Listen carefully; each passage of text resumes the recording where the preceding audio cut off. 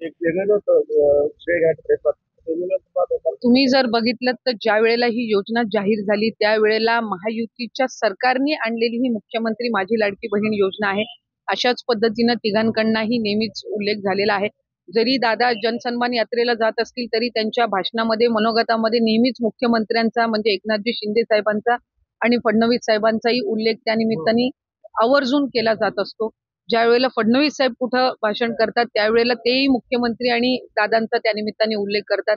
ज्या वेळेला मुख्यमंत्री मोदी कुठेही संवाद साधतात त्यावेळेला ते त्या ठिकाणी फडणवीस साहेबांचा, अजितदादांचा आणि विभाग म्हणून माझाही त्या निमित्ताने एक लाडकी बहीण म्हणून उल्लेख करत असतात. त्याच्यामुळे महायुतीमध्ये सगळा अलबेल आहे. योजना प्रभावीपणे राबवणं याला आम्ही अधिक प्राधान्य देत आहोत.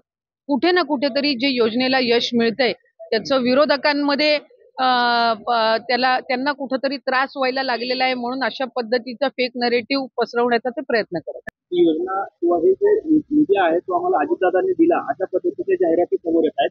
तर त्यावरून थोडं आपण एक गोष्ट समजली पाहिजे की ज्या जाहिरातीबद्दल तुम्ही म्हणताय तो एक व्हिडिओ आहे जो पार्टीच्या सोशल मीडियाच्या पेजवर शेअर करण्यात आलेला होता. ते कुठल्याही न्यूज चॅनलवरती ऍड आलेली नाहीये. न्यूज चॅनल्सनी ती पार्टीच्या पेजवरून ती ऍड त्या ठिकाणी प्रसिद्ध केलेली आहे. शेवटी प्रत्येक जण ज्या वेळेला आपापल्या पद्धतीनं योजनेचा प्रसार करत असतात, प्रसिद्धी करत असतात, त्या वेळेला आज अजितदादांनी तो अर्थसंकल्प मांडला. अर्थसंकल्पामध्ये त्यांनी ती योजना घोषित केली.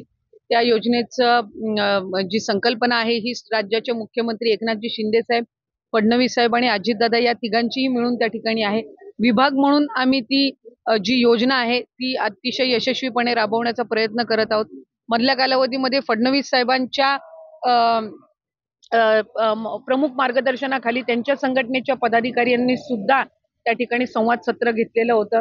त्याच्यामध्ये देवाभाऊ असा त्यांचा उल्लेख करून त्या ठिकाणी सगळ्या त्यांच्या पक्षाच्या कार्यकर्त्या असतील, माता भगिनींनी त्यांना संबोधित केलं. एकनाथजी शिंदे साहेब बऱ्याचशा ठिकाणी रक्षाबंधन पासूनच महिलांसोबत संवाद साधत आहेत. दादांची सुद्धा जनसन्मान यात्रा सुरू आहे. तिथं सुद्धा त्यांना माता भगिनी मोठ्या संख्येने भेटतायत आणि त्यांचे आभार मानतायत.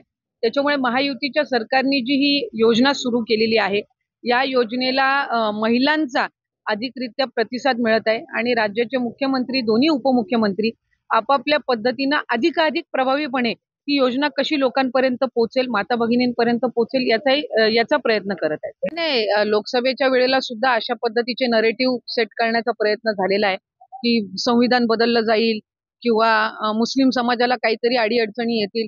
14 वर्षापासून देशामध्ये पंतप्रधान नरेंद्र मोदी साहेबांचं सरकार आहे. कुठेही कोणाला अडचण आली नाही. आपलं संविधान डॉक्टर बाबासाहेब आंबेडकरांनी जे आपल्याला दिलेलं आहे ते इतकं भक्कम आहे की ते कोण बदलू शकत नाही. कोणाची मानसिकताही नाही ते बदलण्याचं. त्यामुळे त्यांना असं वाटतंय की लोकसभेला आपण तो मुद्दा चालवला, आता विधानसभेला छत्रपती शिवाजी महाराजांचं नाव घेऊन काहीतरी नरेटिव्ह सेट करायचा, असा हा केविळवाणा प्रयत्न चालू आहे. छत्रपती शिवाजी महाराज हे आपलं आराध्य दैवत आहेत. फक्त राज्याचं नाही तर संबंध हिंदुस्थानाचं आराध्य दैवत आहेत आणि त्यांच्या बाबतीमध्ये कुठलंही राजकारण होऊ नये अशी भूमिका ही निश्चितपणाने आम्हा सगळ्यांची. महाविद्यालय जे आहेत विशेषतः मेडिकल कॉलेज आहेत त्याच्यामध्ये डिसेंबर 2024 पर्यंत ते सवलत मिळायला पाहिजे एसटी एसटी विद्यार्थी असतील, ओबीसी असतील किंवा इतर घटकांना, दुर्बल घटकांना.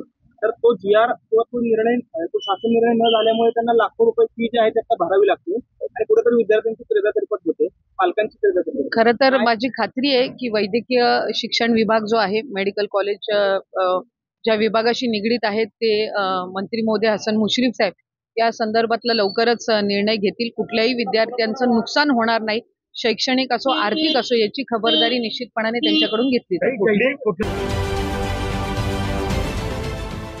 देश विदेशातील प्रत्येक घडामोडींचे लाईव्ह अपडेट मिळवण्यासाठी आता साम टीव्हीच्या सर्व सोशल मीडिया प्लॅटफॉर्मला लाईक, फॉलो आणि सबस्क्राईब करा. तसंच सर्व नोटिफिकेशनसाठी बेल आयकॉन प्रेस करायला विसरू नका.